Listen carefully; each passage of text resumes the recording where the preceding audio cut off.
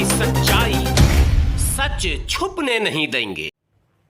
अस्सलाम वालेकुम, आदाब। मैं हूं हाफिज गुलाम सरवर और आप देख रहे हैं देश की सच्चाई।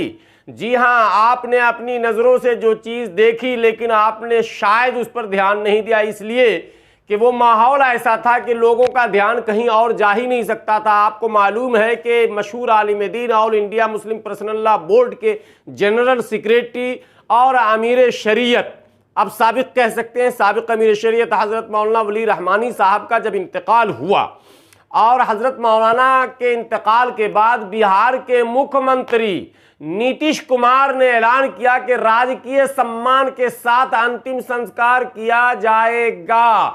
तो राजकीय सम्मान के ऐलान के बाद ये तय हो गया था कि हजरत को गार्ड ऑफ ऑनर भी दिया जाएगा और आपने देखा कि लाखों की तादाद में वहां लोग पहुंचे, बहुत बड़ी आबादी वहां पहुंची, बिहार के कोने कोने से लोग वहां पहुंचे।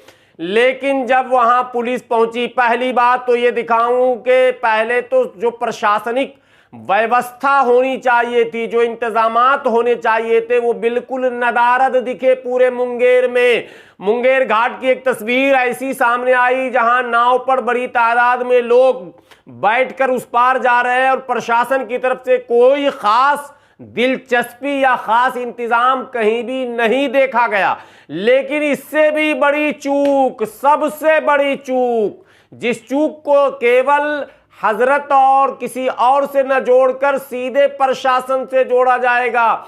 अगर हम ये कहें कि प्रशासन ने क्या जानबूझकर ऐसा किया कि इतने बड़ी शख्सियत के जनाजे के नमाज में, जिसे राजकीय सम्मान का ऐलान किया जा चुका है, ऐसी शख्सियत के जनाजे में जहां लाखों लोग मौजूद हों, ऐसी शख्सियत के जनाजे की नमाज में जहां कई विधायक, सांसद और मंत्री मौजूद हों, वहां इतनी बड़ी भूल, इतनी बड़ी चूक, इतनी बड़ी सुस्ती, काहिली कैसे हो गई? ये एक बहुत बड़ा सवाल है। जी हां, अब मैं दिखा रहा हूं आपको तस्वीर। आप सोच रहे होंगे कहना क्या चाह रहे हैं।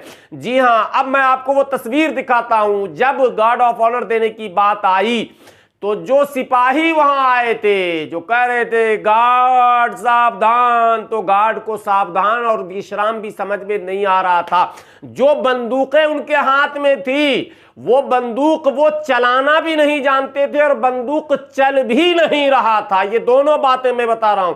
तस्वीर आप देखें, तस्वीर में साफ दिख रहा है कि बंदूक चलाने भी वहीं पर सिखाया जा रहा है और फायरिंग करने में 2-2, 3-3 मिनट का वक्त लग जा रहा है और आखिर में दारोगा या इंस्पेक्टर रैंक का कोई अफसर है जो जाकर सिपाही को बता रहा है कि ऐसे फायरिंग की जाती है। और उसके अलावा आप और एक तस्वीर देखें उसी में कि वो जो रूल ऑफ रेगुलेशंस हैं, टोटल जो नियमावली है पुलिस के गार्ड ऑफ ऑनर देते समय आपको किस किस पोजीशन में जाना है, कब कब, कौन कौन सी आवाज लगाई जाएगी, तो आप किस किस पोजीशन में जाएंगे। आप गौर करें कि आवाज लगाई जा रही और पोजीशन नहीं लिया जा रहा सिपाही से, यानी सिपाही बिल्कुल अनट्रेंड, अप्रशिक्षित, यानी उनका प्रशिक्षण नहीं हुआ, ट्रेनिंग नहीं हुई। क्या जिला के एसपी से अगर यह सवाल किया जाए कि 1 दर्जन आपके पास प्रशिक्षित सिपाही नहीं है, ट्रेंड पुलिस नहीं है क्या, और अगर नहीं है तो ये जिला का और राज्य का कितना बड़ा दुर्भाग्य है। मैं समझता हूं ये डीजीपी के संज्ञान लेने का मामला है, बहुत बड़ा मामला है साहब। ये कोई छोटा मामला नहीं है। मुंगेर जो कि नक्सल प्रभावित जिला है और नक्सलियों के हमले अक्सर होते रहते हैं, क्या वैसे जिला में इस तरह की पुलिस जिसको बंदूक पकड़ने या फायरिंग करने ना आए, जिसको पोजीशन लेने ना आए, जब एक सामान्य प्रक्रिया जो अक्सर जिसका सामना पुलिस बल को करना पड़ता है, इस सामान्य प्रक्रिया को वो अगर पूरी नहीं कर सकता है तो असामान्य परिस्थिति में वो क्या कर सकता है? ये एक बहुत बड़ा प्रश्न खड़ा हो जाता है। और या तो इसको षड्यंत्र कहा जाएगा कि शायद चूंकि हजरत मुसलमानों के रहबर थे, हजरत मुसलमानों के बड़े आलिम थे, तो जानबूझकर अगर किसी और मानसिकता से मुंगेर एसपी ने अगर यह हरकत करवाई तो यह भी संज्ञान का मामला बनता है। और मैं कहता हूं देश की सच्चाई की टीम ये अपील करती है बिहार के मुख्यमंत्री और बिहार के डीजीपी से कि उस तस्वीर को रिव्यू कर कर देखें और उन तमाम पुलिस वालों पर और पुलिस के वरीय पदाधिकारियों पर अविलंब कार्रवाई करें कि क्या इतनी बड़ी चूक इतनी बड़ी भीड़ के बीच भी हो सकती है क्या। एक बड़ा सवाल है जिस पर बहस की जरूरत है। और आप देखें उस तस्वीर में किस तरह से वो चूक हो रही है, किस तरह से फायरिंग नहीं हो रही है, किस तरह से गार्ड ऑफ ऑनर देने में जो नियमावली उसके बने हुए हैं, जो तय है, पुलिस मैनुअल में वो सारी बातें रखती हैं, पुलिस को सारी ट्रेनिंग दी जाती है। और ये एक सामान्य प्रक्रिया है, कोई जटिल प्रक्रिया नहीं है, ये कोई मतलब ऐसा महाग नहीं है जहां कहा जाए कि भाई इस तरह की का प्रशिक्षण हमें नहीं मिल पाया था। ये बहाना भी नहीं चल सकता इसमें। इसका मतलब है कि गार्ड ऑफ ऑनर के नाम पर होम गार्ड को बुला लिया गया था, यह भी कहा जाएगा। इसमें एसपी महोदय सीधे निशाने पर आते हैं और एसपी मुंगेर से सीधा सवाल होता है कि क्या 1 दर्जन प्रशिक्षित पुलिस आपके पास कहीं पर मौजूद नहीं है क्या?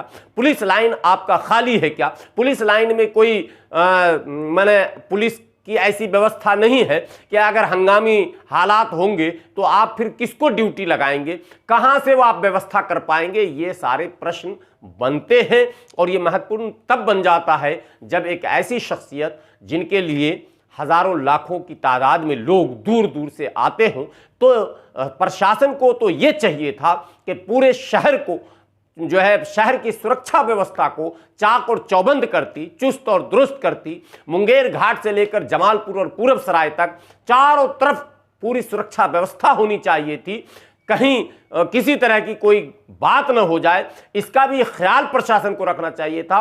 और जिस समय आप गार्ड ऑफ ऑनर दे रहे थे उस समय आपको बिल्कुल प्रशिक्षित आरक्षी को वहां खड़ा करना चाहिए था ताकि जो रूल्स हैं उसको वो पॉइंट टू पॉइंट फॉलो करता। लेकिन अफसोस है इस बात का कि पुलिस प्रशासन ने जाने अनजाने में इतनी बड़ी चूक की है जिसको हर हाल में जिसका संज्ञान लिया जाना चाहिए। मैंने जो गलती पकड़ी है वो मैं आप तक पहुंचा रहा हूं।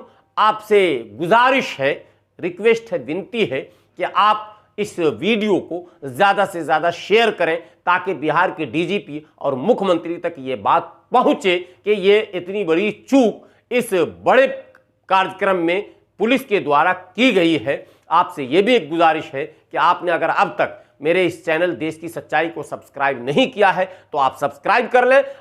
और साथ में ये भी गुजारिश है कि मैंने जो मुद्दे उठाए हैं, यदि आपको लगता है कि वाकई ये बड़ी चूक है तो कमेंट में आप अपनी राय जरूर दें। शुक्रिया, खुदा हाफिज़।